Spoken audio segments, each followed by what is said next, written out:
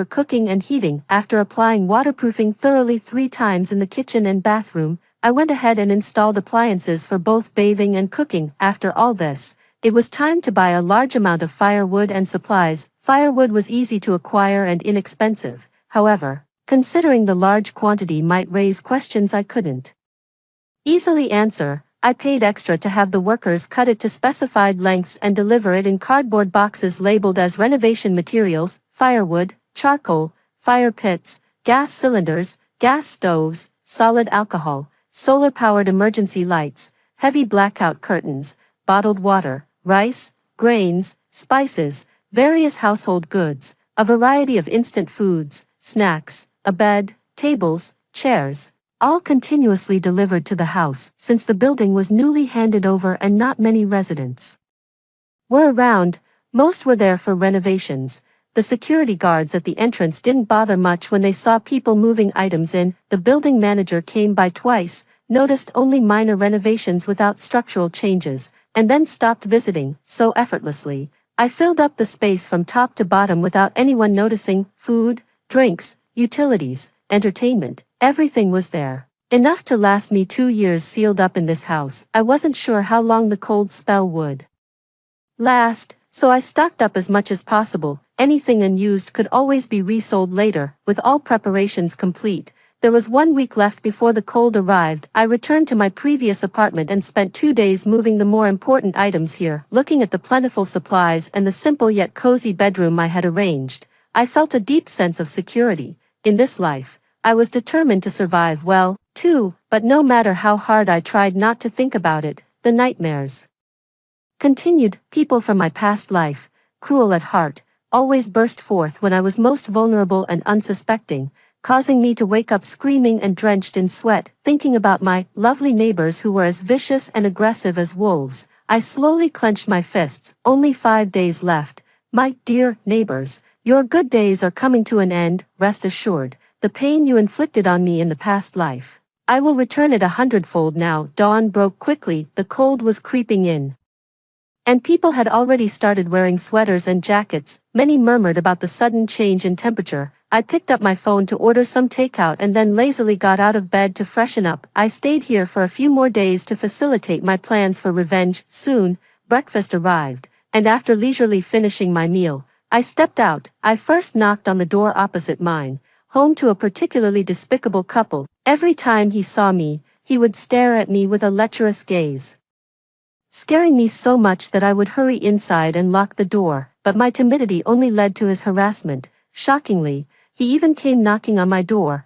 asking how much I charged for a night. Furious, I called the police, and notified both the property management and his wife. I had hoped his wife would stop him, but to my surprise, she verbally attacked me instead, accusing me of seducing her husband. However, the involvement of the police did restrain him somewhat. At most, he would just linger around my doorstep, but he no longer dared to engage in those disgusting acts. That was until the cold outbreak. I vividly remember that he was the first one to come at me with a knife that day. Fine then, I thought, I'll just give him a taste of his own medicine. When the door opened, it was an old lady, the man's mother. This old lady had only moved in recently, her greatest hobby being to take advantage of situations. She was the type who wouldn't go outside without picking something up, considering it a loss otherwise. She even stole the doormat from my doorstep. With a sly look in her eyes, the old lady grumpily asked, "What do you want?" With a smile, I said, "Auntie, there's a promotion at the supermarket across from our complex today. Everything's 20% off. It's been getting colder these days, and I reckon the prices are going to go up soon, so I thought I'd let you know." Really? Her spirits lifted immediately. I nodded. "You should hurry. Lots of people are grabbing things." I even cautioned her not to tell others, or else if too many people went, she might miss out on cheap eggs and such. In my past life, that supermarket was having a Members' Day anniversary sale with discounts, and not many people in the complex knew about it because it wasn't well advertised. I just happened to be there, so I bought a lot. I knew this old lady would definitely go. Sure enough, soon after, I watched as she pushed her shopping cart out the door. Go on, buy a lot. How else would there be enough for everyone in the building? After tricking her, I went downstairs, this time visiting a pair of girls' home, because of them, I finally understood what it means to encounter deceitful manipulators before the cold hit, because we were close in age. We used to chat quite enjoyably, and today, in my past life, they were the ones who invited me to go to the supermarket with them, because of the discount, and because I have a habit of stockpiling. I bought a lot that day. A week after the blizzard, many families had run out of food, and it was these two who pointed out in the homeowners group that my house had a lot of supplies. They asked hypocritically if I could share with the neighbors. Back then, I was incredibly naive, completely failing to realize they were morally blackmailing me, nor did I understand how critical supplies were in such extreme weather. I happily agreed, after I opened my door and shared my reserves. They again innocently reminded everyone that I surely had more, spurring everyone to strip my house bare, and even directing their hungry gazes at me, all based on their suggestions. So this time, I won't let them off. Meroe, it's you. The door opened, and it was the deceitful Melissa. Meroe, what have you been up to these days? We haven't seen you. Megan pouted unhappily behind her. We were supposed to go for hot pot. It was Sunday, and they were both at home. I clenched my fingers tightly on my arm behind my back, barely restraining myself from attacking them. Suppressing my disgust, I squeezed out a smile. Sorry. Can't do hot pot for now. I'm out of money, but I've been busy with a project these days.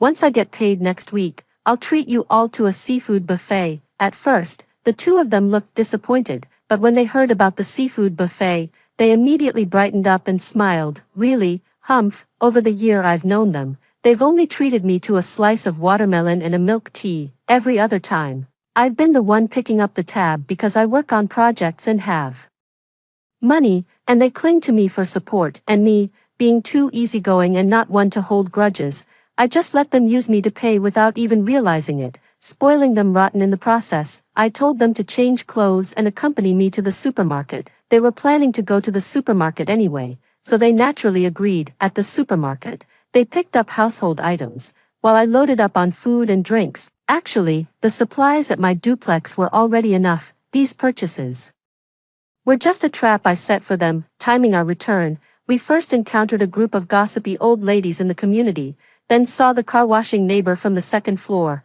I made it a point to greet everyone, subtly making sure they noticed what we bought. Having gone through a similar experience before, I knew they would show up here. Once in the elevator, I suggested going to their place first to chat since I had bought so much food, perfect for snacking during our conversation. Seeing the opportunity to benefit, they readily agreed. As they opened their door, I enthusiastically handed a box of chocolates to the child of their neighbor across the hall. Yes, I knew this family usually left their door open for ventilation in the mornings, so it was intentional. The child's mother was naturally polite upon receiving the chocolates.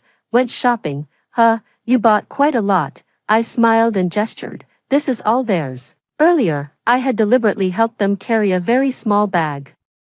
So Melissa and Megan thought I was referring to that small bag, but in that mother's eyes, she would think I meant everything. That was exactly the effect I wanted. Once inside, I generously shared the snacks I bought, and as lunchtime approached, I suddenly frowned and mentioned I needed to step out for a bit, saying I'd leave my things at their place and pick them up later. They wouldn't refuse, of course. This way, they could keep enjoying my food, and I never minded. Then, I made sure the neighbor saw me leave empty-handed. Afterward, I headed straight to a store selling fire safety and surveillance equipment, where I bought some easy-to-install HD surveillance cameras and solar batteries. I returned to the duplex first, installing the cameras at the entrance, in the hallway, and on the terrace. Our building faced the street, and the camera on the terrace could oversee the street and the entrance to the community. I really do love that terrace, at a height of 30 floors, surrounded by synthetic bamboo. I could move around without anyone seeing me. After it got dark, I went back to Melissa and Megan's, collected my things, and instead of taking the elevator, I climbed the stairs up to my floor. Just 3 flights of stairs, not too tiring. After storing my things, I quickly descended back down the stairs and returned via the elevator. This was just to ensure the elevator's surveillance captured me returning empty-handed. By then, it was past 9 in the evening. Every household had their doors closed, and apart from the elevator's surveillance, no one could see me. Upon returning home, I checked the stuff and sure enough, they had eaten quite a bit of it. Eat up, A last meal ought to be a good one. I had taken a nap in the duplex in the afternoon, so I wasn't sleepy at this hour. I turned on the TV, opened a box of chips, found a show to watch while eating, waiting for the time to pass midnight before I went out with the surveillance camera I had already connected. The camera to the solar panels, and I had picked out the perfect spots for them, one at my front door, one at the front door of the Green Tea and White Lotus house, and another one in the hallway on the 6th floor. I vividly remember how that man from the east side of the 6th floor had pinned me down on the ground, helping the creepy man across from my house to chop off my leg. These were all high-definition pinhole cameras, cleverly hidden, virtually undetectable unless you looked very closely. The power source wasn't just the solar panels. They were also connected to the hallway lights wiring. Plus, these solar panels could also be charged electrically, ensuring a backup power supply as long as there was electricity, which would be intermittent even after the low temperatures caused power cuts. After finishing all this, I went home to shower and sleep. When I woke up the next day, it was already past 2 in the afternoon, the weather had turned colder, and I checked my phone to see the temperature had dropped to 6 degrees. People were now wearing sweaters and padded jackets when they went outside. Instagram groups, friend circles, YouTube, everyone was complaining about the cold, wondering why this year's weather was so odd. Some joked, could it be the apocalypse? Others lamented, the Earth's environment is too deteriorated. Alas, humanity has gone too far. There were jokes and sighs, but no one realized that the disaster had already begun. I tossed my phone aside and got out of bed to freshen up, had no intention of warning anyone. Having seen the dark side of human nature, my heart had turned to iron. I had added many people from my building on Instagram, including almost everyone from my unit, and even joined the local moms group. Changing from my usual homebody lifestyle, I started going out to eat and shop with a few full-time mothers who didn't have jobs. I picked up the tab. My generosity and enthusiasm quickly earned me a great reputation in the neighborhood. By the 4th day, which was the start of the 7-day National Day holiday, many had planned to travel or visit their hometowns. However, a sudden outbreak of an epidemic in a certain area prompted the authorities to urge people to stay home, so everyone canceled their plans, as preventing the spread of the disease was paramount. Adults had to work, and children had to attend school. Going out and not being able to return would be a disaster. Thus, everyone stayed and played within the community, watching those carefree, innocent children made my hardened heart soften a bit. Despite myself, children are innocent after all. I subtly told these mothers that to prevent the spread of the disease, it might be wise to stock up on some food. Some listened, while others laughed it off, saying they had stocked up too much previously and ended up not needing it, wasting what they didn't consume. I just smiled and let them be. When night fell and no one was around, I moved the last of my belongings from this house to the duplex, including blankets, previously purchased food, and the last few books and items. The temperature had dropped below zero, and everyone was asleep. Even the security guards at the entrance of the residential complex were huddled inside and not coming out. Before leaving, I slipped another printed letter through the door of the young couple living upstairs, sternly warning them that this was no prank and I was certainly not exaggerating. I urged them to stock up on supplies tomorrow, keep their doors and windows tightly shut, avoid interacting with neighbors, definitely not go outside, and make sure no one knew they had food at home. They were the only ones who had never harmed me in my previous life. The wife even tried to plead for me,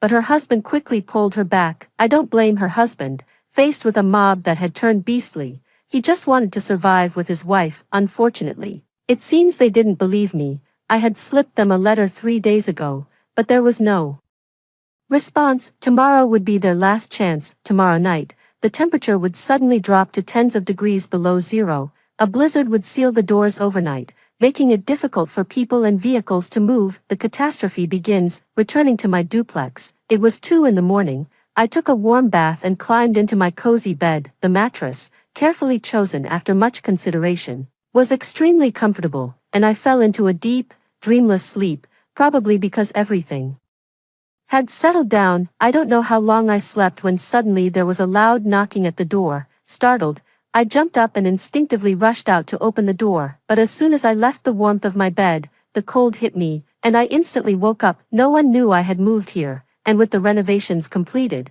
it wouldn't be the property management at the door, Who could it be? I tiptoed back to my room and checked the surveillance on my phone, and gasped, it was Melissa. I didn't go to open the door, quickly recalling whether I had ever slipped up in front of her, but the answer was no. This place was my sanctuary, and I had been extremely cautious from the start, whether facing the real estate agent or the renovation workers, always wearing a mask, even when moving supplies in and out. I was fully covered with a hat and mask, since I hadn't slipped up. How did Melissa find me, then? I saw the answer on the monitor. A security guard came around a blind spot in the surveillance, telling her, this house was just renovated a few days ago. It's definitely not ready. They didn't start work today. Come back in a couple of days. Melissa walked away, looking embarrassed, while I breathed a sigh of relief. I was still puzzled, but after a long thought, I decided to pretend I knew nothing. After today, she wouldn't be able to come even if she wanted to. The blizzard would seal everything overnight. She'd need wings to get here. With this thought, I felt at ease, watching her and the security guard walk away from the building towards the complex entrance from behind my window. Then I turned to wash up. After brushing my teeth and washing my face, I started cooking some wontons and finally had the chance to check my phone. It was almost 1 in the afternoon. Wow, I really slept a long time. While watching the stove, I browsed my phone, skipping over invitations from some moms to go out, and stopped at a group chat with Melissa and Megan, looking closely at their conversation. I finally understood why Melissa came. She wasn't here to see me. She was interested in buying a house and wanted to check out the layout. It must be said, playing the innocent also requires some capital. Like being attractive, Melissa's delicate and fair face makes her particularly endearing and lovable. Even I, as a woman, find her charming. Recently, she's met a wealthy man, and somehow she's managed to persuade him to buy her a house. Melissa is quite greedy, having managed to find an easy target. She naturally wants a big house. She thought that opting for a large villa might make her seem unseemly, so she cunningly suggested a duplex with a terrace, imagining summer evenings spent watching the stars with him there. The rich man was thrilled by the idea and agreed immediately. However, finding a duplex with a terrace wasn't easy. After looking around and not being satisfied, it just so happened that a duplex in my neighborhood was available, but the owner had gone out of town. The real estate agent thought it would be a good idea to show her my house first to give her an idea of the layout, especially since my place was also rented through their agency. Yesterday, the agent had already brought her over once, but I wasn't home, so today Melissa came by herself. I felt relieved about that. As the afternoon progressed, the temperature dropped, and I started doing laundry, knowing that the water and electricity would be cut off soon. I had only bought a very basic twin-tub washing machine for a few $100. Its drawback was that it required manual water filling, but its advantage was that it cleaned well and I could control the timing freely. I finished washing a few clothes quickly, and after spinning them dry, I hung them out on the terrace. Then, through the clump of faux bamboo, I saw the young couple upstairs leaving the neighborhood in a car. Were they going to buy supplies? I pondered for a moment and then sent a message to the wife. May, I just saw you and Gong get into a car. Are you going out for fun? Shortly after, May replied, no, we're going to my mother's house. Has there been a change? In my previous life during these days, the two of them were always home. May was an excellent cook, and I could always smell the delicious aroma of her cooking, but I didn't pry further, only sending a message back. Oh, then have a happy National Day, May. Unexpectedly, May replied, Meroe, maybe you should stock up on some food. My heart skipped a beat, and I asked what was going on. After hesitating for a while, she finally told me that someone had warned her about an imminent severe drop in temperature that would make it inconvenient to go out, advising her to stock up on supplies. Thank goodness, she finally didn't take my warnings as a joke. So, were they stocking up? With the conversation at this point, it felt natural to ask if they had done so. She replied that they had already notified her parents to go to the largest warehouse supermarket in the city, and they were now going to meet with her parents before staying with them for a while. I reminded them to also buy charcoal and a charcoal brazier, as it was definitely too late to install a fireplace. May acknowledged and expressed her gratitude, mentioning that she had warned several people about the situation, but I was the only one who took it seriously. Well, I knew May, being the kind-hearted person she is, would definitely warn others. I cautioned her again, since many people were dismissive. Once the severe cold hit, many would be without food, and for the safety of her family.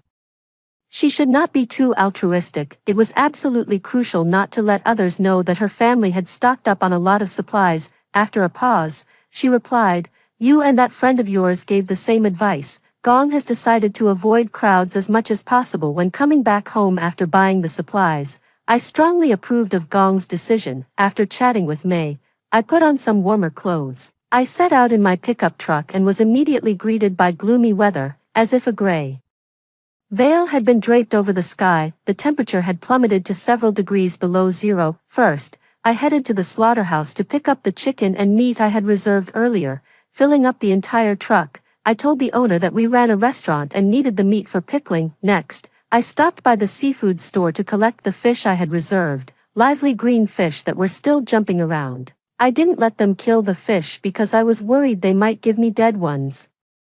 After all this running around, by the time I got home, it was already getting dark. I made several trips to carry all the chicken, fish, and meat up to the apartment. I didn't bother with the refrigerator. Instead, I took everything straight to the terrace. Although the terrace was large, it was cleverly situated mostly on top of other people's roofs. And the entrance to the upper level of my duplex had a roof over about 40 to 50 square meters, had set up racks there, all secured to the walls with expansion screws, so there was no worry about them collapsing under the weight of snow or in the wind. I arranged the chicken, fish, and meat neatly on the racks and then sealed them tightly with thick plastic film. Starting tonight, the temperature would stay well below freezing for an extended period, turning this space into a natural freezer. After all this work, it was completely dark outside. Standing on the terrace, I could see people on the streets bundled up tightly, hustling past with heads down and shoulders hunched. The complex was deserted except for the occasional security patrol.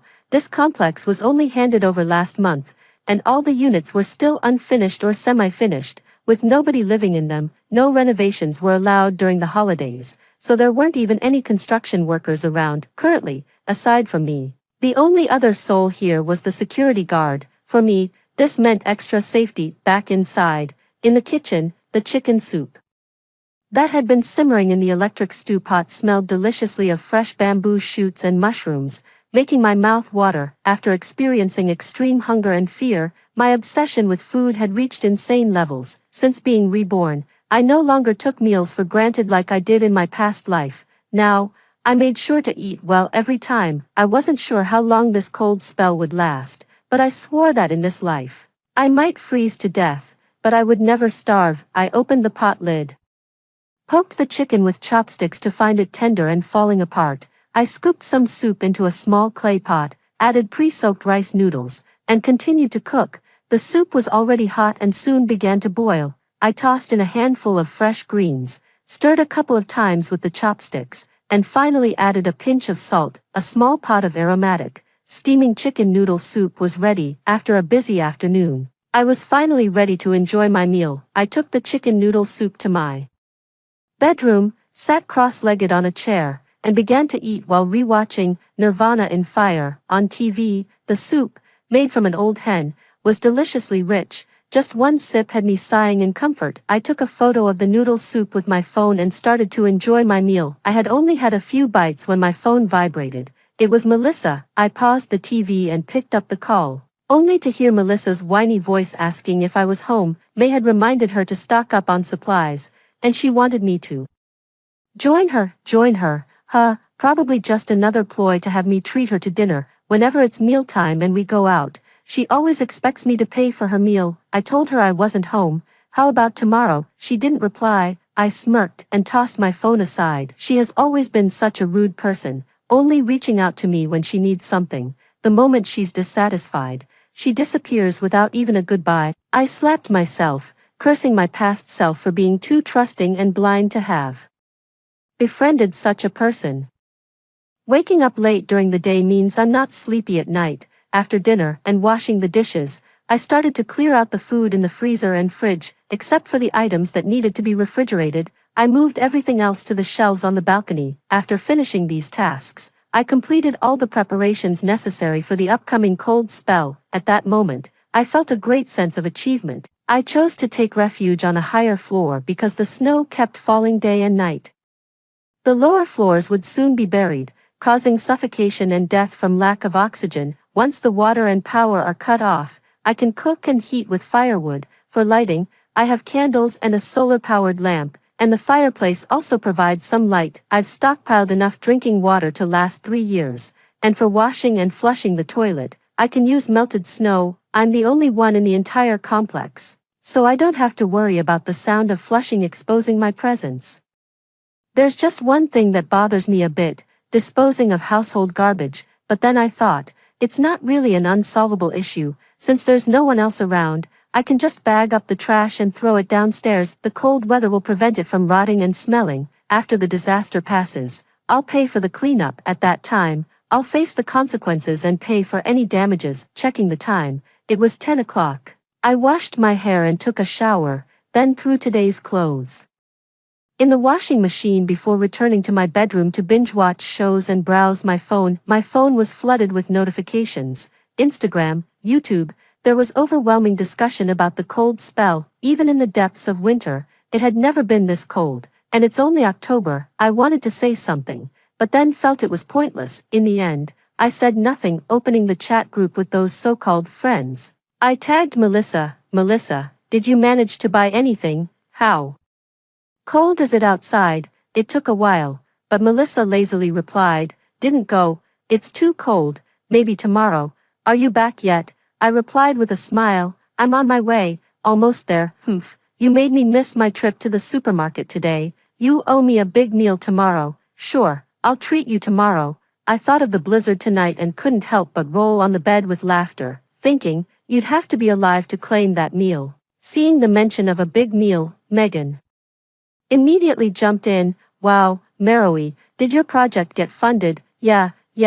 After watching 3 more episodes of Nirvana in Fire, my alarm finally went off. I rushed to the balcony, only to see the fierce wind howling and fist-sized snowballs falling from the sky. The blizzard arrived as expected on the 3rd day of the National Day holiday. In the early hours, the severe cold disaster finally began. I went back inside and called the security guard at the entrance of the complex, notifying him to go home as the property manager. The reason given was that I had just received notice that the temperature would drop even further after the blizzard, and since the guard room had no air conditioning, for his safety, he no longer needed to be on duty. Just ensure the main gate was locked. There were 2 large iron gates that hadn't been removed in time, originally installed during the construction of the house to prevent theft of materials. The security guard, unable to tolerate the freezing cold any longer, was only too happy to hear that he could leave. He quickly locked the door and ran off. I watched him leave through the window, and only then did my heart finally settle. On one hand, I had saved his life. The snow would soon pile up deep, and he would not have survived more than a couple of days trapped in the security room without food, drink, or warmth. On the other hand, with the gate locked, I had an added layer of security. Many people noticed it was snowing. Looking utterly bewildered, in the residents' group chat, a mother tagged May, has your friend mentioned how severe this cold spell will be? Those who were still awake immediately perked up, some asking what was going on, others regretting not heeding May's advice to stock up on supplies because the snow meant that the prices of vegetables would definitely go up tomorrow. They optimistically assumed it was just a heavy snowfall and a slightly abnormal temperature change, whether it was the heat from the previous days or the current cold. Everyone was both surprised and accustomed to it, facing nature's repeated warnings. Everyone was both numb and blind. May didn't reply. I messaged May, urging her again not to show herself in the group chat, even though she and brother Gang had already gone to her parents' place. Then I muted my phone, turned off the lights, and went to sleep. When I woke up, it was just after 7 in the morning. I think it was because I was eagerly anticipating my good neighbors' reactions that I couldn't sleep out of excitement. But checking Instagram, there wasn't much discussion going on. Neither the pretentious nor the naive ones had shown up. I figured, right, it's an early morning during the holidays. Who would be awake at this hour? Lying in bed, I pulled back the curtains and wow, the snow was falling hard and fast, blanketing everything in white. There was no doubt that the streets were deserted. In my previous life, I was woken up by the cold in the afternoon, and when I picked up my phone to order takeout, I was bombarded with blizzard alerts. Ironically, I was excited at the time and called out to build a snowman with my friends. but when I reached the building entrance, the snow was piled so high that it was impossible to leave. Remembering my previous life made me feel heavy-hearted and resentful, seeing the street's light poles shortened by the snow. I almost gleefully called Melissa, to not miss a call from a wealthy suitor. Never put her phone on silent. Hello, she answered sleepily. I pretended to panic. Melissa, get up. It's snowing, really, like in my previous life. Melissa instantly perked up. Ah, really, that's great. I cut off her excited shouting, reminding her, but, it's only October, don't you think this weather is abnormal? She shrugged it off. What's abnormal about it? People don't care about the environment. So it's normal for temperatures to be off. Wow, it's so cold. She must have gone to the window to look outside, and then her tone became a bit grave. Isn't this snow a bit too much? I exchanged a few words and hung up, then went back to sleep. When I woke up again, it was because I was hungry. I just went to wash my face and brush my teeth. The utilities were still running. The high-power air conditioning was humming non-stop because of the insulation layers I added. So the indoor temperature was quite bearable. After washing up, I headed to the kitchen to fry some shredded potatoes with dried chili peppers and reheated last night's leftover chicken soup, into which I tossed some fresh greens. After bringing the spicy potato shreds and chicken soup to my bedroom, I took photos of them before settling down to watch TV, starting with the hot chicken soup. The soup revitalized me like water reviving wilted plants, bringing me back to life instantly. By then, the rice was ready, just enough for one serving. The rice was perfectly cooked, each grain was firm and chewy. I alternated bites of potato shreds, rice, and chicken soup, eating until I broke out in a sweat. Once I shoveled the last spoonful of rice into my mouth, I set down the bowl contentedly, leaned back in my chair, and let out a satisfied belch. The TV was still airing the same old reports about the snow disaster, which I grew impatient with, switching to a comedy with the remote. I then went to wash the dishes. There's something incredibly satisfying about having days where you don't worry about food or work, just lying around doing nothing. After taking my time with everything, I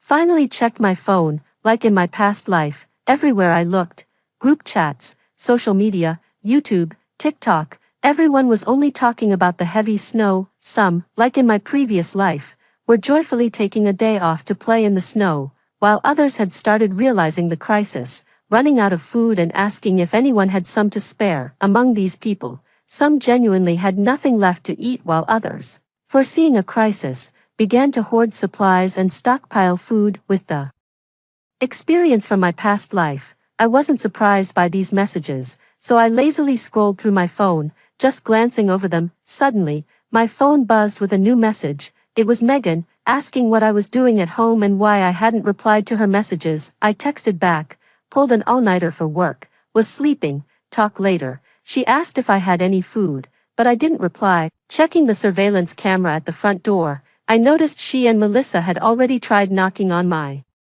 door. I didn't think their concern was genuine. They were probably just looking for a handout. But then, I remembered something. In my past life, when we went to the supermarket together, they didn't skimp on their shopping, which means they weren't short on food when they told others I had supplies. They also knew I was generous with them and would share even if they ran out. So essentially, my food was also their food. In a survival crisis where food was life, they really had no reason to betray me. Even killing me for food would seem more rational than betraying me. But one of my qualities is not dwelling on things I can't understand. Having faced death before, these things no longer bothered me. For the following days, besides occasionally checking the surveillance to see if my enemies were up to anything, I just watched TV series, read novels, and played games. The cold was just beginning, and everyone was still optimistic about the disaster, hoping the snow would stop and that the government would come to the rescue. Indeed, the government was conducting rescues,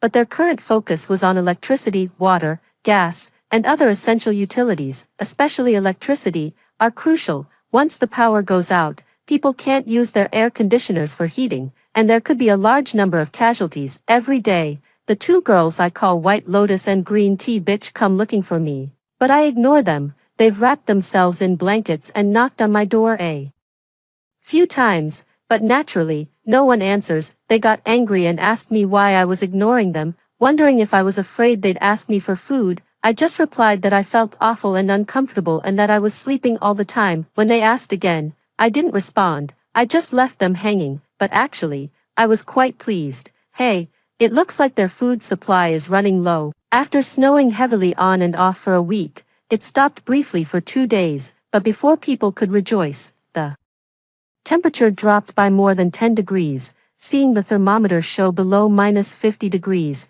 I was astonished. Everyone knows it gets colder after snow, but this was extreme. On the third day's early hours, the heavy snow returned, continuing relentlessly for another 5 days. The snow had almost piled up as high as an 8-story building. If it kept up, the women living on the 9th floor, White Lotus and Green Tea Bitch, would soon be buried. People in the chat group were clamoring to open the fire doors on the top floor because the air was getting thin in the buried floors, making it hard to breathe. However, opening the fire door would drop the temperature inside even further, especially for those living near the top, so they firmly disagreed. The people on the lower floors then proposed a compromise, asking those above to open their windows and doors to let air flow into their homes and then through the stairwell into other apartments. Naturally, this proposal was also rejected. Angered, some from the lower floors grabbed tools to break open the safety door on the top floor. The residents of the upper floors got angry too, standing in front of the safety door with kitchen knives and other items,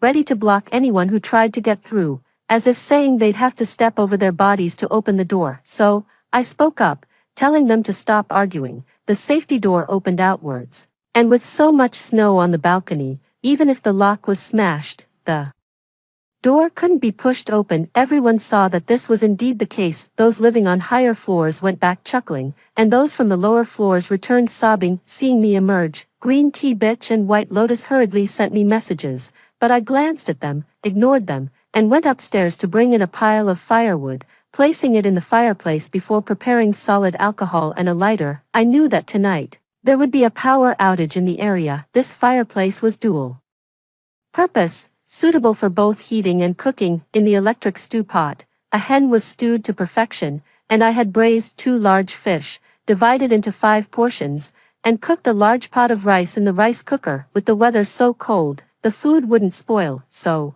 after the power went out, I just needed to heat them on the fireplace and they'd be ready to eat. Then, I checked all the power banks and rechargeable lights, charging any that were low on power. After finishing these tasks, I took a shower, washed my hair, and did the laundry. Knowing that this power outage would last a week, I washed everything that needed washing. Before dawn, as the power went out, the cries of the other residents filled the air. It was indeed very cold. I layered my bed heavily, but even with my head exposed, it was still painfully cold. I grabbed my down jacket and wrapped up. Shivering, I made my way to the fireplace to light a fire. Only when the warm, dim flames began to flicker did I start feeling much more comfortable, huddled under the covers.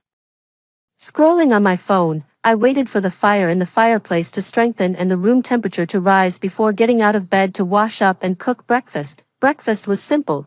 I just scooped some cooked rice into a soup pot, added water, and set it on the fireplace to cook into a rice soup. Then, with everything steaming hot, I began to eat with fish. While eating, I took a photo of the vigorous flames in the fireplace and found an old photo of chicken soup with rice noodles, which I posted on my social media with the caption, "In the snowy days, piping hot chicken soup with rice noodles goes perfectly with a fireplace fire." I made the post visible only to my neighbors in the complex. It had been snowing for half a month now, and everyone's food supplies were running low. The restlessness of the previous life began on the day the power went out. Just after sharing the photo, I received a call. I tossed my phone aside and focused on eating my fish. Fish has bones, and it wouldn't be pleasant to get one stuck. After finishing breakfast, while there was still running water, I used the hot water from the stove to wash the dishes, then went upstairs to fetch some firewood. As I was bending over to grab some wood upstairs, I heard a loud boom. It sounded like something heavy had landed on my balcony. Caught off guard by the sudden silence of the world, my heart skipped a beat, and I went numb with shock. But soon after, another boom came from not too far away. Louder and farther than the first. I rushed to the window to look out and saw that not far from the complex, on a plot of land slated for development, something had crashed. The snow was too deep, and the object was buried, with only thick smoke billowing from the snow pit. Thinking of the noise on the balcony earlier, I was both panicked and scared. I grabbed the snow shovel next to the door and peered out through the peephole. The snow was piled as high as mountains, and I couldn't make out anything clearly, but I couldn't rest easy not knowing what it was. After thinking it over, I grabbed the wood chopping axe and strapped it to my waist before opening the door. It was fortunate that I had been periodically clearing the snow these past few days. The snow on the balcony wasn't overwhelmingly deep. I shoveled with all my might, gasping for breath, and eventually uncovered a human head. On the balcony of a 30-story building, which was absolutely inaccessible, a person appeared. Out of nowhere, I almost screamed, nearly passing out. My first instinct was that this person could not stay. I poked at the head with the shovel, no response. Was he dead or just unconscious? But then I began to frantically dig out the body, dead or alive. Once I dragged it to the edge of the balcony and threw it down, I would be safe. But as I kept digging, why did it seem to get greener? It wasn't just green. There was a mix of earthy yellow and camouflage. Could this be a soldier? I threw down the shovel and started digging with my hands. The camouflage became more distinct, but nowadays many non-military people wear camouflage too, so I couldn't conclude anything just from the clothes, until I saw a badge on his chest that read, York. Knew then. It was a military name tag. People who casually wear camouflage typically don't have that. I turned his face around. His helmet was askew. His facial features sharp and clear, his eyes and brows distinct, and he was quite handsome. I checked his breathing. He was still alive. I've experienced death once before. My heart hardened like iron. Logic told me that throwing him off the balcony would guarantee my safety, but this man was a soldier. I had no idea how he ended up on my balcony, nor whether he posed a threat to me, but he was a soldier. I propped my chin on my hands and stared at his uniform for just a few seconds before I made up my mind. Damn it. For the sake of that uniform, I'd play the saint just one more time. If I was fooled again, so be it. I was prepared to face death together with him. I slipped my hands under his arms and began dragging him into the house. As I pulled him out of the snow, I saw the blood soaking the ground beneath him. Dragging, heaving, and carrying him, I finally managed to get him back into my room. I added a couple more logs to the fireplace, then began to ponder how to handle him. The whole house was filled with supplies and firewood. The only habitable space was my bedroom, which contained a bed that was about 1.5 meters wide, a small sofa, a fireplace, a table, and several cupboards stuffed with clothes and bedding. I had laid down thick layers of cardboard in front of the fireplace, topped with an old thick quilt for comfort while I warmed myself by the fire. There was no way I was letting him sleep in my bed, so the floor would have to do to avoid getting the quilt dirty with the stains and blood from his body. I folded it up and removed his helmet, then dragged him onto the cardboard. Then I went to fetch a first aid kit and scissors. I stripped his wet, dirty clothes down to his underwear, and after checking him over, it seemed like his left leg was broken. As for internal injuries, who knows? Well, I'll treat him as best I can, but I can't be blamed if it doesn't work out. I warmed some water to clean his body first, then covered him with the quilt before starting to treat his wounds with medical alcohol. As soon as the alcohol touched his wounds, he groaned in his unconscious state, and his body convulsed violently. I quickly pressed down on him to prevent him from accidentally kicking over the fireplace. His face was deathly pale, his eyes slightly open. You, who are you? I slapped his uninjured leg. I'm like a curse sprung from your family's ancestral grave. Right now, I'm treating your wounds, and I'm warning you, if you dare kick over my fireplace, I'll throw you out to freeze to death. Perhaps intimidated by my words, he actually stayed still. Dressing wounds is actually something I'm experienced in. I began efficiently cleaning the wound with alcohol, followed by hydrogen peroxide, then iodine, and finally applying Yunnan Baiyao ointment and a sterile dressing. Next, I found 2 clean wooden planks left over from some repairs and used them to splint his injured leg. Man, this was exhausting. I cursed under my breath as I worked. Who could have imagined? At the end of the world, not knowing how many days we had left, I'd still be taking care of someone else, not to mention using up my medical supplies and later my food. Did he even pay me? When I finally turned around after finishing up, the guy had closed his eyes and was silent again. Well, I resigned myself to my fate. He didn't wake up until the afternoon. The moment he opened his eyes, he tried to jump up, but quickly realized the reality of his bound injured leg. The next second, he realized he had been stripped. He snatched the quilt back, his eyes flashing with anger, but his weak voice betrayed him. What happened? I was sitting nearby, reading a book, and pointed toward the pile of grimy clothes in the basin. The clothes were stained with blood and melted snow. Even my cleaning rag was cleaner than that. He stared at the basin of clothes for a long while before he seemed to realize what had happened. Did you save me? I waved my hand dismissively. Yes, but no need to thank me. Just cover the medical expenses when you can. He lay back down, a bit more relaxed, staring at the ceiling without speaking, his brow furrowed as if he was thinking about something. I muttered to myself that he might try to dodge the bill, and poured a glass of water. Get up and take your medicine. I had no idea how he got such a bad leg wound, bleeding so much. If he didn't take the anti-inflammatory medicine, he might develop a serious fever later. He tried to sit up, and halfway through, realized he was naked. He quickly covered himself back up with the blanket, a look of embarrassment on his face. His already dark complexion turned even darker. I sighed and handed him my coral fleece bathrobe to put on. He then got up, took the medicine, and quietly thanked me. Then he asked me where his walkie-talkie was. Walkie-talkie? What walkie-talkie? I rummaged through his pile of clothes and found a nondescript black object, tossing it to him. Is this it? He nodded, fiddled with the device for a bit, and after a series of static noises, a voice called out from it, 2581 York, 2581 York, please respond. I'm 2581 York, he replied weakly. There was a moment of silence on the other end, followed by a cheer. 2581, you're alive. Where are you? Please report your location. I'm at. He looked up at me, obviously asking what this place was. I was all ears, about to answer, when suddenly there was a sharp static noise from the walkie-talkie, and then it went silent. Hey, Captain.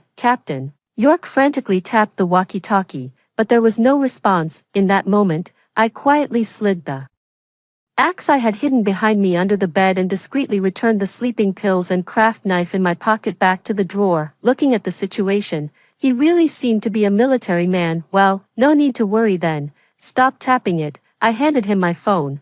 Call them instead. Once the call connected, I finally understood that he was part of an Air Force rescue team. He had been piloting a helicopter back from a supply run when the cold weather caused a malfunction and the helicopter crashed. He managed to jump out of the cabin just before the crash, betting that the thick snow would prevent him from dying on impact. His gamble paid off. Not only did he survive the fall, but he was also rescued by someone. After his captain heard about his injuries and figured out he wasn't severely hurt, he asked to speak to me over the phone.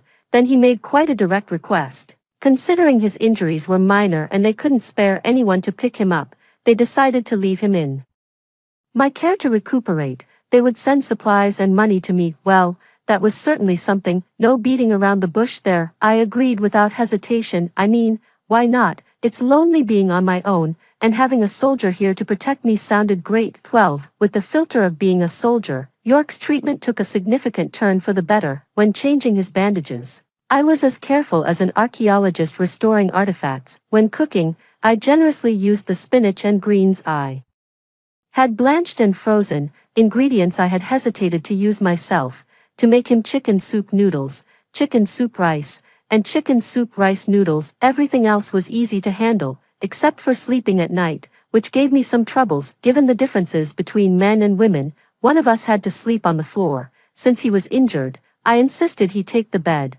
which left me on the floor, and it was tough on my back. Then, waking up, I found myself back in the bed and he had moved to the floor. The next night, the same thing happened.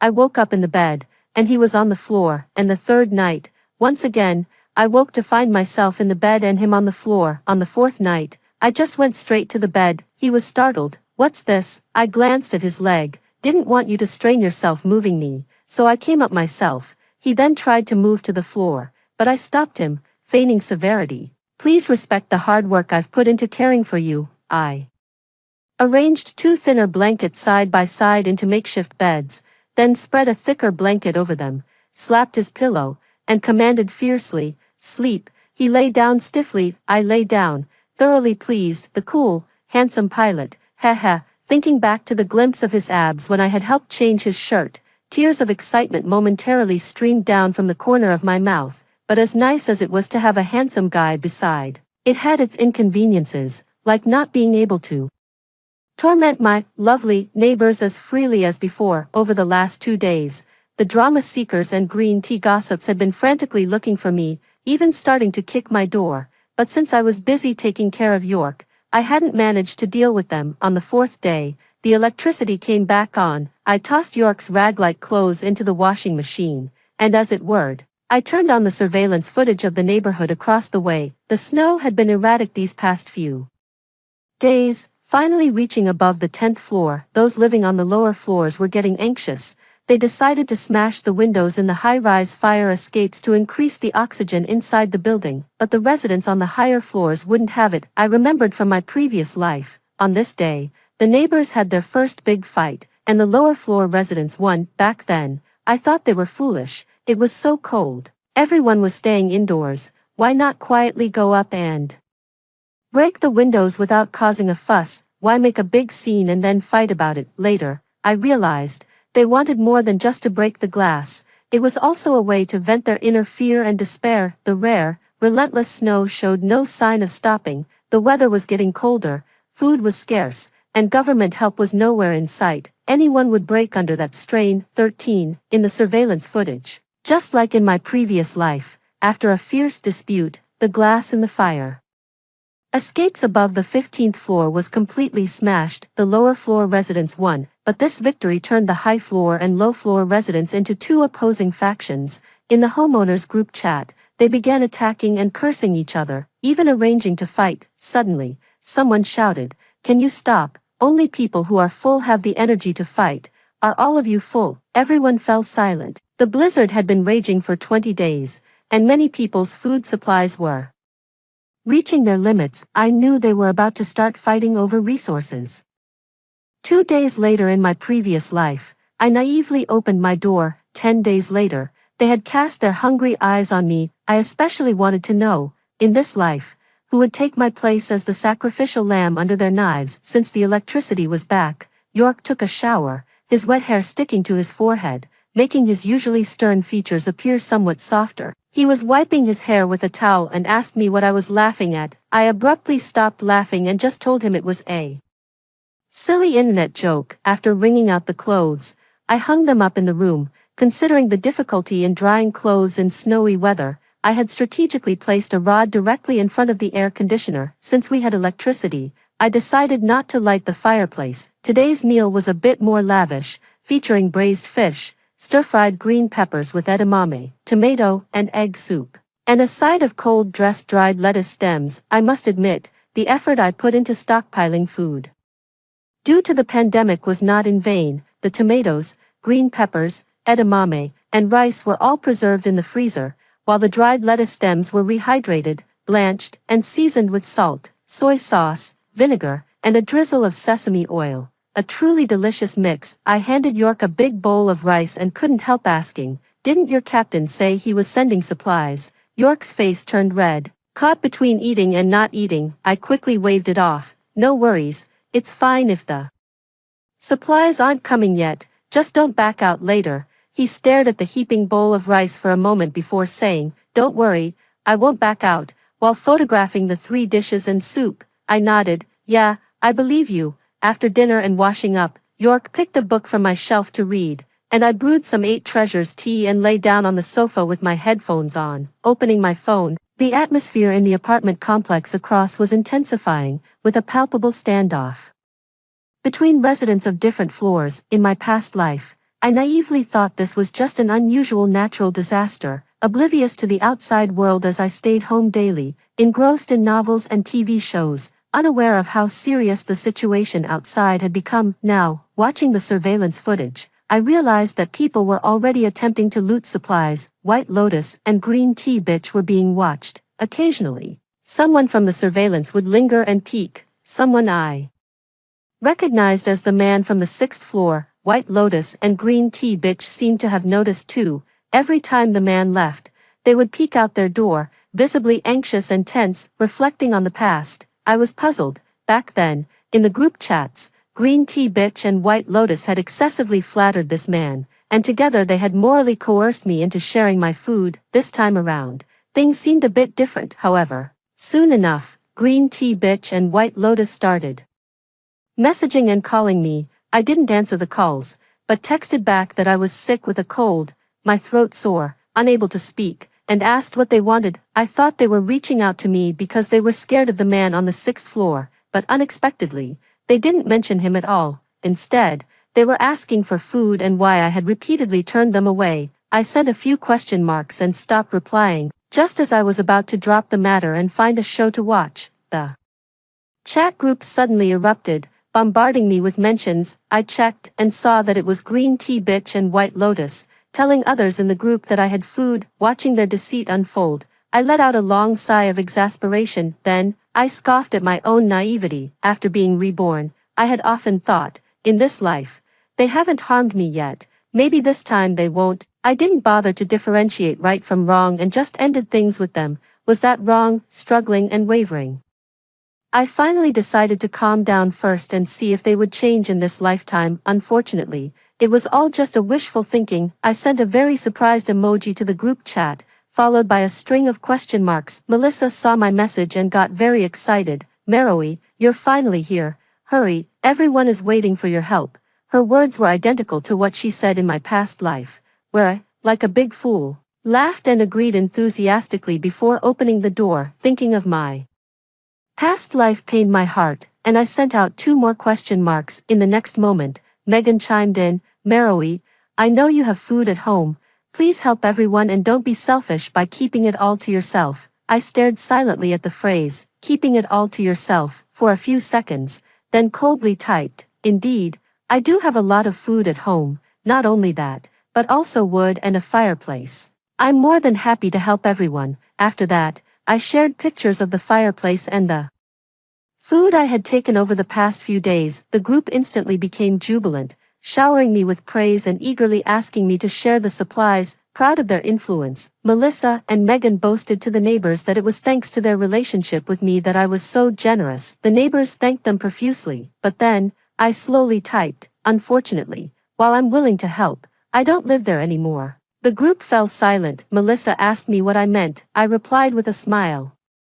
I've moved. I'm living somewhere else now. Oh, didn't I tell you? Melissa and Megan immediately called me, but I declined the call. They finally dropped their pretense and started cursing me in the group chat. You liar, you never mentioned moving, you just don't want to share the supplies. Meroe, you're so selfish. Yes, you just want to keep everything to yourself. Meroe, I can't believe how shameless you are. Right? Everyone is starving. How can you hoard the supplies all to yourself? How can you even eat? Under their lead, everyone became angry and started hurling accusations and insults at me, as passionately as they were friendly before. I sent a sad emoji and said, well, my door has an electronic lock. I can remotely unlock it for you to see. Someone immediately responded, wanting to check if I was lying. Despite knowing their true colors, facing their shamelessness still made me shake with anger. I bit my tongue to calm myself down. I opened the surveillance app, watched them gather at the door, and remotely unlocked it.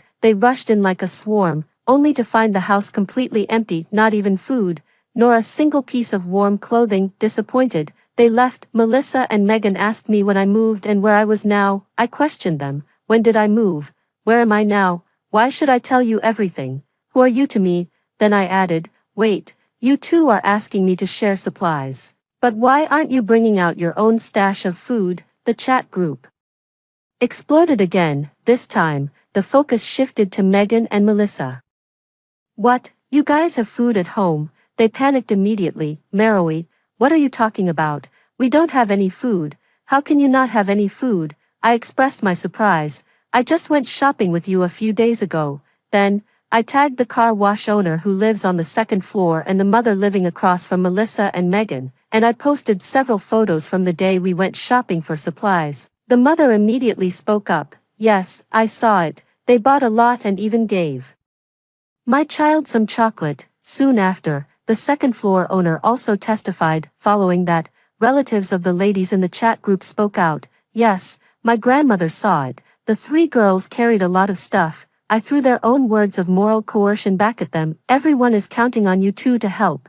How can you two be so selfish? You have food yet you ask me for it. People are starving, and you two are eating alone. How can you be so heartless? Melissa and Megan tried to defend themselves, claiming that most of the supplies were mine, and they only had a few personal items. However, the mother across the street countered, saying she saw with her own eyes that all the goods went into Melissa and Megan's home, and I left empty-handed. They then claimed I had come to collect them at night, so I directly tagged the owner who lives on the first floor. His wife is the building manager and has access to the elevator surveillance from her computer, something I had heard about. Incidentally, she was very efficient, checked the time, and pulled up the evening's elevator footage. In it, I was seen leaving Melissa's floor with a small backpack and a white bag faintly marked with the logo of a popular duck neck snack, and later returning empty-handed, still just carrying my backpack. I told everyone with a sense of injustice how I had bought them duck neck snacks that night, genuinely caring for them, yet they made me take the blame. Those who I had previously stood up for were outraged and jumped to defend me, condemning the two for their shamelessness. The desperation for food and the anger at being deceived intensified everyone's animosity towards Melissa and Megan. Watching Melissa and Megan repeatedly defend themselves, I decided to delete a message I had typed, suggesting others search their home. Realizing I couldn't become as monstrous as them, I wanted revenge. But I couldn't be utterly ruthless. What happens next would depend on their luck. I then pretended to lament casually that not everyone went shopping on the day of a supermarket discount,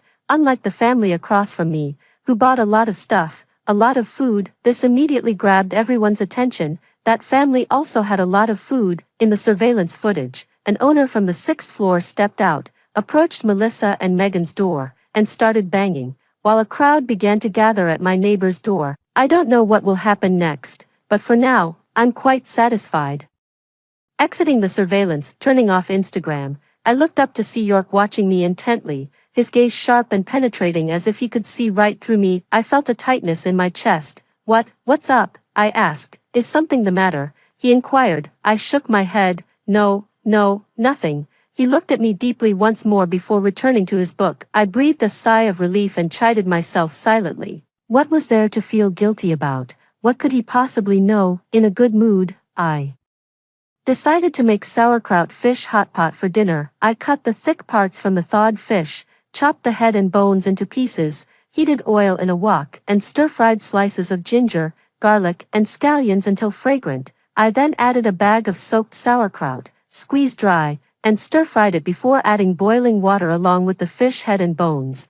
I also tossed in some sliced radishes and, after bringing it to a boil, let it simmer on low heat. Next, I removed the bones from the fish meat, sliced it thinly with a sharp ceramic knife, and marinated it with chicken bouillon, soy sauce, pepper, a pinch of salt, vinegar, oyster sauce, and cornstarch. Glass noodles, kelp, and mushrooms were soaked in hot water, and I chopped some fresh cabbage as vegetables were scarce. Soon, the aroma from the sauerkraut pot filled the air. I moved the pot to the fireplace, brought over the assorted vegetables, and then cracked open a can of Coke to start eating. York sniffed the air and gave me a deep look. You're quite the cook, of course, I replied, proudly sipping my Coke. Seeing him glance my way, I quickly covered the can and said sternly, you can't have any, your wound hasn't healed yet. For his sake, and because he loves spicy food, I hadn't added any chili to the hot pot. It's always the strong ones who have all the luck. His leg had such a serious wound, yet it was healing nicely with just the anti-inflammatory medicines and the Yunnan Baiyao ointment I'd applied. Yesterday, when I changed his bandages, the swelling had gone down. He withdrew his gaze somewhat dejectedly and started to swish fish slices in the hot pot. They cooked quickly, needing just a moment in the boiling broth. I mostly picked out radishes to eat. The tender radishes had softened beautifully, absorbing the essence of the broth and becoming deliciously aromatic. They were so tasty I could almost swallow my tongue with them. I took out my phone and snapped a few photos, posting them on social media with the caption, on snowy days, hot pot is a must, as usual, visible only to that one neighbor. After posting, I tossed my phone aside and started competing with York for the meat. Eating with others always makes the meal more enjoyable. Soon, We had polished off the entire pot of sauerkraut fish, even using the broth to soak our rice, after dinner, with full bellies. York supported me as we walked around the house to aid digestion. Outside on the balcony, the heavy snow continued to fall, covering unknown lives beneath its white blanket. He stared out the window, his expression somber. I asked him, "Are you worried about your comrades? In this bitterly cold weather, the government and military, along with the power and other departments, are all doing their utmost to combat the snow disaster." He shook his head. "Not just them, I'm more worried about." He didn't finish his sentence, but I knew what he meant. His concern was not only for his comrades but also for the disaster-stricken populace. I closed my eyes, suppressing the sourness at the back of my eyes. "But have you ever thought that some people might not deserve you risking your lives to save them, like my so-called good neighbors?" He turned to look at me, his gaze unwavering. "Rescuing citizens is the duty of a soldier, so, you're going to save everyone, regardless of whether they're good or bad." I suddenly became agitated, pointing towards the residential area across from us. "Have you ever thought about how many shameless thieves are stealing others' food right now?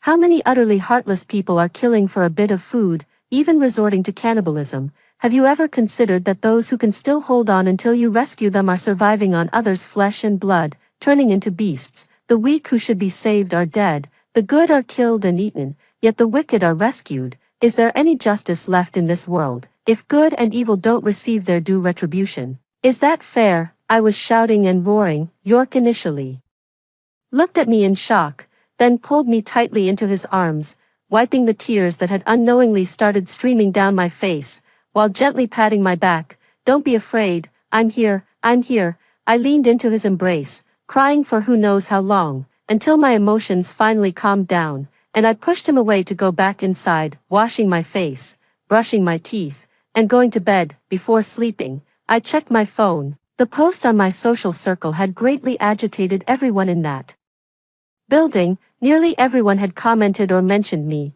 some envying, others accusing me of being cruel for posting such photos during these times, and the green tea bitch and the white lotus were cursing me, wishing me dead. I snorted coldly. "I just provoked you. What can you do about it?" I sent a message to the white lotus and green tea bitch. "Let's see who dies first." Then I threw away my phone and closed my eyes to sleep. That night, I had another nightmare. In the dream, it was still those demons in the building, snatching my supplies, frantically cutting my flesh. I cried, I pleaded, over and over, "Dad, Dad, save me." In a daze, a pair of arms pulled me out of that bloody siege, and I immediately fell into a very warm and secure embrace, someone gently patting my back. "Don't be afraid, I'm here, I've come." I clung desperately to this warm and safe place, repeatedly shouting, "Don't let them eat me, please. No one will, I'm here, no one dares hurt you." The latter part of the night was probably the most peaceful sleep I've had since my rebirth. If it wasn't for waking up to see a chin pressed against my forehead and my sore eyes, I would think this was an absolutely wonderful breakfast. I stared blankly at the stubbly chin on my forehead, belatedly realizing I was clinging to York like an octopus, with my legs over his. Our bed was against the wall, and I had pushed him so hard against it, and his arm was draped over my waist. "Oh my God!" I jumped up with a shout, but then felt a tightness around my waist and was pulled back, and then I heard a deep, dark voice from above my head. "You awake? Isn't this a scene straight out of a domineering CEO romance novel?" I didn't know whether to be angry or shy at the moment. I could only push his hand away. "Sorry, I don't know how I ended up sleeping like that." He tried to suppress a laugh. "It's okay." After a moment, he asked again, "Are you all right?" I looked at him, puzzled. "I'm fine." "Why?" He looked at me intently and then smiled. "As long as you're okay." Still embarrassed from the earlier situation, I didn't bother to argue with him and hurried to get up and wash. When I looked in the bathroom mirror, I noticed my eyes were red and swollen. I realized then that he must have thought I hadn't slept well. Breakfast was a hearty meal of pumpkin millet porridge, a few boiled eggs, some scallion pancakes, shredded potatoes, and pickles drizzled with sesame oil. As usual, I took a photo and posted it on my social media. After breakfast, while I was washing dishes, York did some push-ups, earning himself a scolding from me.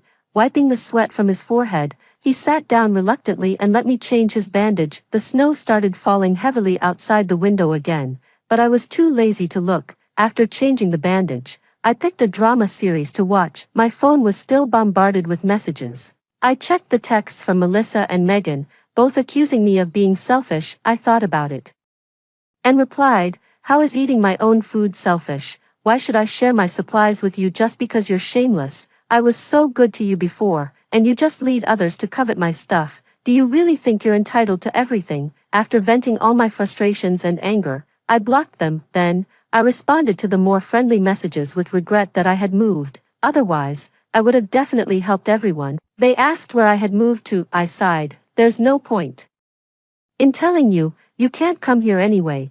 People were sympathetic. Days passed neither too fast nor too slow. York's leg was gradually improving, and he could walk a few steps without my support. However, he didn't seem happy, looking at the snow outside. His brow never relaxed. I knew he was worried about his comrades and the affected people, so I tried to console him to make the best of the situation, but he shook his head, worried about something else, pointing outside, his brow furrowed. "Once all this snow melts, it will be another disaster." I was startled at first, then jumped up. "You mean, a flood?" He nodded. "All this snow, if it melts, will drown many people." But he immediately reassured me, "Don't worry, you live high up." I had rented the top floor of a high-rise initially for fear of being buried by snow, which ironically turned out to be a good decision, but as worrying as it was. In the face of nature, human power is indeed very small, so I pulled him back to watch the drama with me. Today, we watched a series about characters who reincarnated as prosecutors, instructors, and students. York usually dismissed such melodramatic series, but this time he seriously watched it with me. Then he asked me, "Does reincarnation really exist in this world?" I tensed up a bit inside, and after thinking it over, I nodded and said, "Maybe there is." He replied after a moment of silence, "If fate gives someone a chance to live again, one shouldn't dwell or sink into the hatred of their past life. Instead, one should look forward." His words struck me like a thorn, piercing deep into my heart. I asked him, "So what you mean is, a person who has been wronged and reborn should just overlook their enemy standing right in front of them, as if the harm never happened? That would be foolish." He shook his head. "Let the law punish them instead." I didn't respond to his comment and couldn't help but snort coldly. I had him figured out completely. He was a soldier, dedicated to protecting the nation and its people, a staunch defender of the law. He believed that all grievances should be judged and punished by the law. He simply couldn't accept my approach of an eye for an eye, a life for a life. We simply didn't see eye to eye. Through surveillance and messages in the group chat, I learned that Melissa and Megan's apartment doors had been kicked in, and the supplies in the apartment across mine were not spared either. Only a few packs of instant noodles remained in Melissa and Megan's place, now swept clean. When Melissa and Megan tried to intervene, the man from the 6th floor brutally smacked them down to the floor. Compared to Melissa and Megan, the family across my door was clearly more vicious. That man hacked 3 people with a kitchen knife, but this also fueled the inherent aggression in the crowd, culminating in him being struck in the head with an iron rod and killed instantly. I never expected that in this life he would die first, yet compared to my previous life's tragic end, his death was all too easy, too cheap. This looting marked the beginning of a bloodthirsty robbery, where strong men first robbed the weak of their food, and once the weak were robbed, they turned on each other in a murderous frenzy. The scene was bloody and brutal, making me feel nauseous several times. Melissa and Megan didn't die. Not only did they survive, but they also threw themselves into the arms of the man from the 6th floor, becoming his mistresses just to survive this apocalyptic world. But they kept it secret. Hardly anyone knew. However, they couldn't hide it from me. In the surveillance footage, the two were seen cuddling up to that sleazy man without a hint of shame. I knew they would do something like this, so I pulled together the group of mothers I had previously befriended and fiercely spread the word about Melissa and Megan, warning everyone to watch their husbands. I also discreetly shared screenshots of Melissa, Megan, and that man being intimate, sending them to other men. The men were happy, the women were furious. From behind my phone, it was like watching a grand drama unfold, but my enjoyment didn't last long. When the order is no longer restrained by law and morality,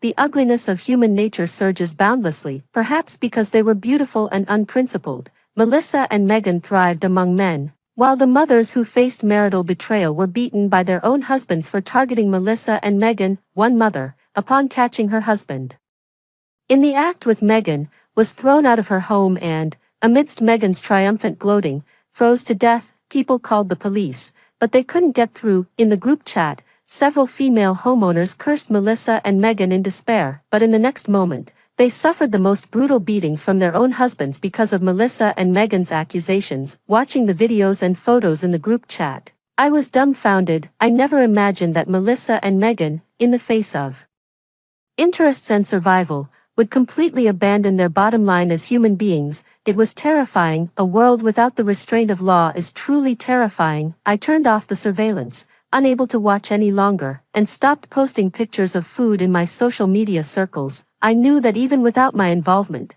this scene would inevitably play out, and those people's deaths, it can't be blamed on me. But at this moment, my heart still feels uneasy. I began to act like an ostrich, spending my days cooking, cleaning, watching dramas, or playing cards and chess with York. Ever since I woke up in his arms that day, I miraculously found myself in his embrace every morning, and he would look at me, his face showing a helpless expression. Hey, no wonder I've been feeling warmer these days. At first, I was quite embarrassed, but after a few days, I felt completely justified. You eat my food, drink my drinks. So what's wrong with you being my personal heater? When it was time to sleep, I skipped the process of sneaking into his bed after falling asleep and directly stretched my ice-cold feet over, unapologetically resting them on his legs. Little did he know, I dared him to kick me back each time. His body would stiffen like a wooden stake, then slowly, very slowly, he would slide my feet under his legs and press them there. So warm. Desperation leads a dog to leap over a wall, and a person to fight with all their might. Megan is dead. The mothers who couldn't bear the humiliation pretended to submit and flatter, but when the adulterous couple was off guard, they slit the throat of Melissa and the man from the 6th floor with whom she was involved. Melissa's face was disfigured, the mother's hand trembled as she went to strike Melissa, and the knife slashed across her face. The scoundrel managed to break free and tried to subdue his own wife. Seeing that she couldn't kill Melissa, in a fit of rage, the mother wildly slashed with the knife, leaving Melissa's face and body gruesomely mutilated. She clutched her face and wailed in agony on the ground. I hated both of them, but seeing them end up like this didn't bring me any joy. How many places and people in this world are currently experiencing the same tragedies? There are deserving and innocent ones in that building, like those adorable children. At this moment, their parents are doing everything they can to protect them, but against those beastly predators, these young parents have limited strength. Buzz, feeling distressed, my phone suddenly vibrated. It was Captain York's number. After York took the call, he told me that his captain would send a helicopter tomorrow to drop off supplies. Supplies? I sat up straight. Is it food? York nodded. And medicine? I grabbed him. York, can we? The words got stuck in my throat, and I couldn't continue. His dark, deep eyes fixed on me. Are you trying to say, can we give these supplies to the neighbors in your previous community? How did you know? I was surprised. He reached out, gently stroked my head, and his gaze slowly softened. Marrowy, do you know that you talk in your sleep? I talk in my sleep. I remembered that nightmare, the strong arms and the warm chest in the dream, and that voice telling me, don't be afraid, he's here. So, you know everything. I straightened up, my tone becoming cold and distant. Yes, I know everything. He nodded. He didn't hide it, saying, also, after you fell asleep, I looked through your phone. He explained that he hadn't meant to invade my privacy. It was just that his team leader had called him after I had fallen asleep, so he had used my phone and unexpectedly found out that people were bad-mouthing me all over. What do you plan to do now? Are you going to take me to court? I was furious, and acted on it, lunging forward to grab him by the collar and dragging him out of the bed. Get out. Just leave now. I don't want to see you anymore. He was wearing a coral fleece pajama with a teddy bear pattern, which I had mistakenly ordered for men. Since I was too lazy to return it, I kept it, and ironically, it fit him perfectly. He nodded. I'll leave tomorrow. What?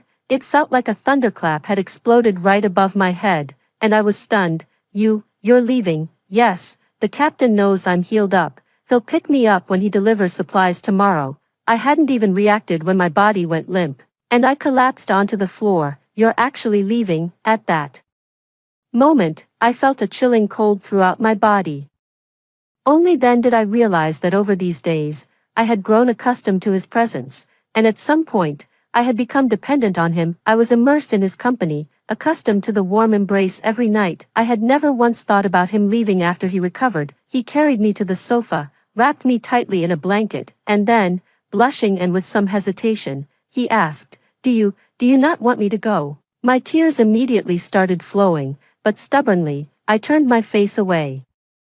Not at all. He fell silent. After waiting a long time without a response, I couldn't help but turn back, only to see his eyes filled with sorrow and disappointment, which immediately softened my heart. After a moment of thought, I asked, So, if I don't want you to go, could you stay? His eyes lit up momentarily, then dimmed again, and guilt appeared on his face as he gently shook his head. I can't. I'm a soldier. I have my duties. My brief hope shattered instantly. That night, I tossed and turned, unable to sleep. York reached out, clumsily patting me, trying to soothe me to sleep like one would with a child. Instead, it made me even more awake. After a while, I decided to sit up and said to York, How about I tell you a story? I slowly revealed the nightmares of my past life to him. I told him how cowardly I was, how I dared not take revenge directly, and that all I could do was to make those who had wronged me suffer as I had in my previous life, through the possession of supplies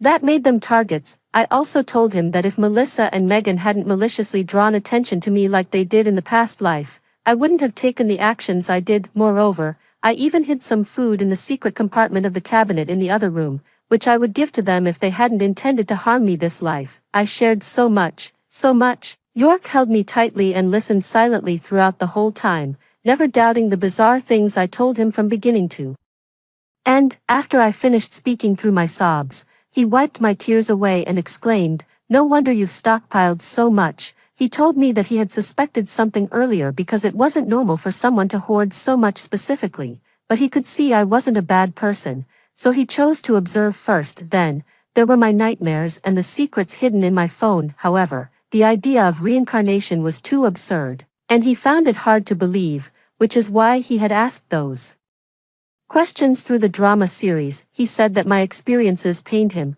so whatever decision I made, he would understand. I wiped my tears and half-jokingly said, Weren't you going to leave it to the law to judge? He ruffled my hair a bit annoyed. Looking up at him, I asked seriously, York, will you come back to see me? He looked down. Do you want me to come back? I nodded vigorously. Yes. He smiled then, hugged me tightly, and kissed me passionately, whispering between breaths, Wait for me. The next afternoon, as promised, a helicopter hovered over the rooftop of the building across from us, dropping off a bunch of supplies. The building complex across wasn't large, just 4 buildings, each rooftop was included, and I had already reminded everyone in the group chat the day before, the military would be delivering supplies tomorrow, so make sure to clear the snow from the rooftops. People were skeptical. It was a take it or leave it situation from me. Once the helicopter arrived, there were cheers from that complex, and in my building, people grabbed anything they could from cooking pans to pots and rushed to the rooftop. From the helicopter's loudspeaker came a warning, no scrambling or fighting over supplies,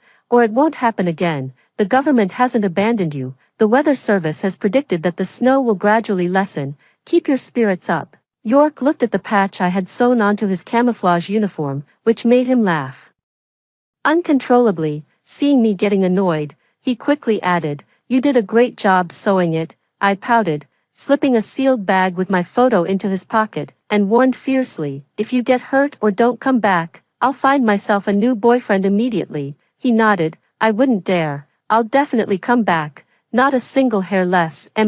Not a single hair less. Call me when you can. A message will do too. I will. Leave me messages whenever you miss me, and I'll read them when I can.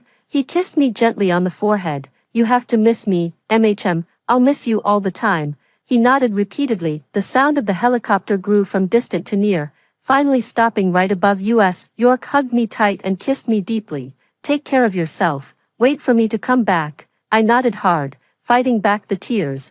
watching as he opened the door and stepped out onto the balcony. As he climbed the rope ladder dropped from the helicopter, York turned back and gave me one deep, lingering look. He mouthed, "Wait for me." To me, I nodded vigorously and waved with a smile. "Go ahead, my hero." 24. The heavy snow lasted until March of the following year before it finally stopped. Fortunately, the snow melted slowly, giving people enough time to clear the drainage pipes and canals, allowing for an orderly dispersal of the meltwater. By the time all the snow had melted, it was midsummer. This disaster took many lives, but it also prompted a great deal of reflection among humanity. Everyone realized that protecting the earth, our habitat, and preserving the environment must not be mere lip service. During this period, York came back twice. The first time, he stayed with me for a day. The second time, for 3 days. I was very content. The first time he returned, he brought all his belongings and told me that since he was married, all his possessions should be entrusted to his wife. I was both amused and annoyed at the time. We hadn't even met the parents or registered our marriage, so who was his wife? Unexpectedly, he immediately video called his mother. On the screen, his mother, kind and dignified, told me to call her Mom, which made my face turn bright red with embarrassment. 2 months after the disaster was resolved, York came back for the third time and immediately dragged me out the door. It was my first time stepping outside after the disaster, nearly a year later, and I was a bit scared, but York told me, "Don't be afraid, I'm here for you," and so, I wasn't afraid anymore. Then I realized, he had actually brought me to the Civil Affairs Bureau. Even when the marriage certificate was in my hands, I was still dazed. York let me use all the savings from his card to buy this duplex house, saying it was where we fell in love and he hoped we could live here forever. The landlord had also suffered heavy losses in the snow disaster, but when he saw that we wanted to buy the house, he agreed without hesitation. After that, York remained busy, while I was occupied with decorating, moving, and planning the wedding. It was a busy yet fulfilling life full of hope. 25. I saw Melissa again 3 years later. York was with me for a prenatal checkup when, at the hospital entrance, a disheveled woman asked someone nearby for their drink bottle. The person, disgusted, shooed her away. "Go away, you're filthy." She staggered back. Then she saw me, Meroe. I was shocked by the woman with scars all over her face. "You are." Her eyes filled with venomous hatred. She hissed, "Meroe, you ruined me like this. Are you happy now?" She lunged at me crazily, yelling, "Bitch, die." York quickly shielded me behind him and kicked her away. Security at the hospital entrance rushed over, restrained her, and called the police. She screamed, blaming me for leading people to believe she and Megan had supplies, which caused them to turn on her, resulting in her current plight. It was then I realized she was Melissa. I sighed silently, knowing that even before that incident, they were already targets. Indeed, it was they who had first betrayed me. I was just treating her the way she treated me. Why is she unhappy about it? After the police took Melissa away, York supported me as we walked into the hospital. He told me that although Melissa survived, her disfigured face made her a pariah. No one wanted to interact with her anymore. She tried to find a job, but her ruined appearance led to constant rejections. She couldn't even get hired for washing dishes or sweeping streets as people were afraid she might scare others. In the end, her only means of survival was collecting discarded bottles. She blamed me for all of this, and had been looking for me several times in my previous neighborhood. York had kept all this from me to avoid worrying me. Only then did I understand why he insisted on selling our apartment. I was both surprised and touched. Despite his busy schedule, he somehow managed to protect me thoroughly. How did he manage to do that? "Husband, thank you." I threw myself into his arms, sobbing loudly, yet I felt profoundly content. Years ago, on a snowy night filled with nightmares, he told me, "Don't be afraid, I'm here," and he truly was. With him by my side, I really have nothing to fear.